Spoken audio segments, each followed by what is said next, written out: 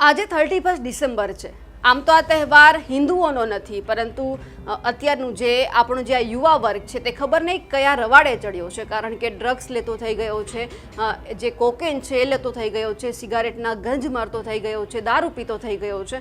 પણ સવાલ એ છે કે આજના દિવસને લઈને ખાસ પોલીસ ચેકિંગ કેમ કરવામાં આવે છે?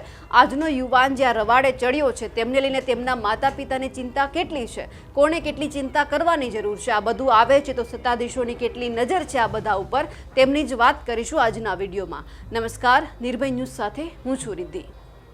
આમ જોવા જઈએ એટલે 31 ડિસેમ્બરની લગભગ બધા જ લોકો આતુરતાથી રાહ જોઈ રહ્યા હોય છે। આ જ દિવસ દરમિયાન પાર્ટીનું આયોજન કરવામાં આવે છે, પણ આ પાર્ટીઓમાં ઘણી બધી પાર્ટીઓ એવી છે કે જ્યાં આપણો જે યુવા વર્ગ છે એ નશાની હાલતમાં જોવા મળે છે, ડ્રગ્સ લેતો જોવા મળે છે, દારૂ પીતો જોવા મળે છે। પણ શું પરિવારને ખબર છે કે તેમના દીકરા કે દીકરી આવી પાર્ટીઓમાં જાય છે, ડ્રગ્સ લે છે, કોકેન લે છે, કે જે અલગ અલગ પ્રકારના નશાના જે પદાર્થો આવે છે એ લે છે, સાથે સાથે દારૂ પીવે છે? એ લગભગ કોઈક પરિવારને ખબર પણ નહીં હોય। હા, અત્યારે સામાન્ય થઈ ગયું છે, કોઈક માતા પિતાને ખબર હોય છે કે મારો દીકરો છે એ દારૂ પીવે છે, પણ ઓકેશનલી પીવે છે એવું પણ ક્યારેક કહેવામાં આવતું હોય છે। હવે ઓકેશનલીમાં ક્યારે આ બધું વધી જાય છે તે પણ માતા પિતાને ખબર નથી। અવારનવાર ટકોર કરવામાં આવે છે બાળકોને, પણ બાળકોને આ બધું પસંદ નથી આવતું અને તેઓ ચોરી છુપી આ બધું કરે છે। રોજના આપણે વાત કરીએ તો અઠવાડિયામાં, મહિનામાં કરોડોનું ડ્રગ્સ છે તે પકડાય છે, ક્યારેક તો લાવારીસ કરોડોનું ડ્રગ્સ પકડાય છે। જ્યારે આવું લાવારીસ ડ્રગ્સ ગુજરાતની અંદર કરોડોનું પકડાતું હોય ત્યારે સવાલ એ થાય છે કે જો આટલું લાવારીસ હોય તો પછી જે રીતે બીજી રીતે સત્તા અને કેટલી જે આ ડ્રગ્સ છે તે છૂપું આપણા ગુજરાતમાં ઘુસાડવામાં આવતું હશે। ક્યારેક કોઈ મૂકીને જતું રહે છે, ક્યારેક કોઈકની નિગરાનીમાં જે ડ્રગ્સ પકડવામાં આવે છે, કોઈક મૂકીને જતું રહે છે, પણ જે નથી પકડાતું એ ડ્રગ્સનું શું છે?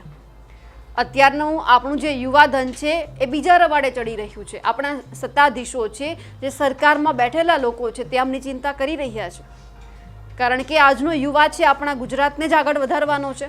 સવાલ આજના દિવસ માટે છે કે 31 ડિસેમ્બર છે, પોલીસનું બધી જગ્યા ઉપર ચેકિંગ હશે, પાર્ટીનું આયોજન હશે, અલગ અલગ જગ્યા ઉપર રોકવામાં આવશે, અને જે અહીંયા કોઈક યુવા વર્ગ એવો પણ હશે જે ખાનગી પાર્ટી કરતો હશે, જે ચરસ, ગાંજો, ડ્રગ્સ આ બધું જ લેતો હશે। પણ શું તેમના પરિવારને ખબર છે? એ સવાલ એટલા માટે છે કે જ્યાં સુધી આપણે લોકો નહીં સમજીએ, આપણા સત્તાધીશો નહીં સમજે કે આ બધું આવે છે તો આપણે બંધ કરાવવાનું। આમ કહેવાય છે કે ગુજરાતની અંદર દારૂબંધી છે, દારૂબંધી છે તેમ છતાં ચેકિંગ કરવામાં આવે છે, તેમ છતાં દારૂ ગુજરાતમાં ઘુસેડવામાં આવે છે, લઈ આવવામાં આવે છે। પણ ક્યાં સુધી આ બધું ચાલતું રહેશે? ક્યાં સુધી આપણે ફક્ત ખાલી કાગળ ઉપર જ દારૂબંધી કામની છે, દારૂબંધી લખાયેલી છે? જ્યાં સુધી આપણા સત્તાધીશો છે, આપણા મુખ્યમંત્રી છે, આપણા ગૃહ રાજ્યમંત્રી છે, એ જ્યાં સુધી કાર્યવાહી નહીં કરે ત્યાં સુધી કંઈ જ નહીં થાય। જ્યાં સુધી એ લોકો મૌન બેઠા છે ત્યાં સુધી ડ્રગ્સ છે, ગાંજો છે, ચરસ છે, આ બધી જ વસ્તુ આપણા ગુજરાતમાં ઘુસેડવામાં આવશે। અને આજનો દિવસ ખાસ કરીને એટલા માટે કારણ કે આજે ઘણા બધા યુવા છે તે પાર્ટીમાં જતા હશે, માતા પિતાને કહીને જતા હશે કે અમે આવી પાર્ટીમાં જઈએ છીએ, પણ માતા પિતાને નહીં જ ખબર હોય કે મારું બાળક ત્યાં જઈને શું કરવાનું છે, ત્યાં જઈને ડ્રગ્સ લેવાનું છે, કયો નશો કરવાનું છે, દારૂ પીવાનું છે કે નહીં।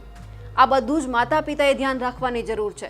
સત્તાધીશો તો કામ કરતા કરશે, પરંતુ સૌથી પહેલાં માતા પિતાની જવાબદારી આવે છે કે પોતાના બાળકને પૂછે કે બાળક, પોતાનો દીકરો દીકરી ક્યાં જાય છે, શું કરે છે, પાર્ટીમાં જાય છે, કંઈ વાંધોની ના નથી કે આજનો યુવા છે તે બધા સાથે હળીમળીને આગળ વધે, એમાં પણ માતા પિતાને ના નથી હોતી।